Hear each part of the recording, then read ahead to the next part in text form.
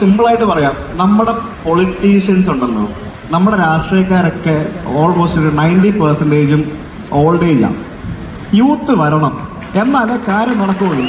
ഉള്ള കാര്യമാണോ? ആണോ? ഈ 60-70 വയസ്സുള്ള ആൾക്കാർ ചിന്തിക്കുന്ന പോലാണോ ഇവിടുത്തെ യൂത്ത് ചിന്തിക്കുന്നത്? എന്തുകൊണ്ടാണ് യൂത്ത് നാട് വിട്ടു പോകുന്നത്?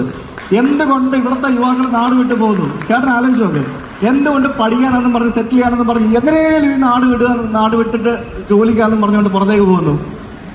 നമ്മുടെ നാട് ഇഷ്ടമല്ലാത്തതുകൊണ്ടാണോ?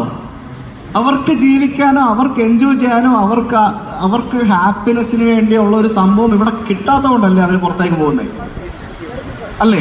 നമ്മളെ സമയം ഞാൻ 2 മിനിറ്റ് കൂടെ ഉണ്ട്, ചോദിക്കാം. ആർക്കെങ്കിലും എന്തെങ്കിലും ചോദിക്കാം. പൊളിറ്റിക്സ് വേണ്ട കേട്ടോ, പ്ലീസ്.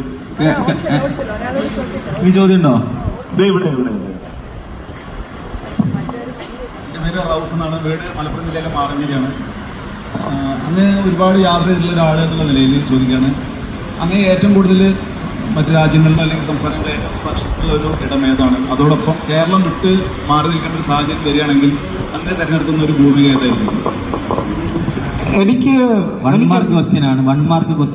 എൻ്റെ നാട് തന്നെയായിട്ടാണ് ഇഷ്ടം.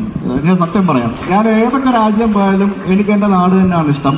അതുകൊണ്ടാണ് ഞാൻ എൻ്റെ നാട്ടിൽ തന്നെ താമസിക്കുന്നതും. എനിക്ക് പല രാജ്യത്തേക്കും ഷിഫ്റ്റ് ചെയ്യാനുള്ള അവസരങ്ങൾ ലഭിച്ചിട്ടുണ്ടെങ്കിലും ഞാൻ മാറാത്തതും എനിക്ക് എൻ്റെ നാട്ടിൽ തന്നെ താമസിക്കാനാണ് ഇഷ്ടം. അത് നമ്മൾ എവിടെ പോയാലും നമുക്ക് ആ ഒരു ഫ്രീഡം കിട്ടൂല. നമുക്ക് നമ്മുടെ നാട്ടിൽ കിട്ടുന്ന ഒരു ഫ്രീഡം നമുക്ക് എവിടെ പോയാലും കിട്ടൂല. എനിക്ക് ആ ഫ്രീഡമാണ് ഇഷ്ടം. ഞാൻ ആ ഫ്രീഡം ആസ്വദിക്കുന്നു. വ്യക്തമാണ്.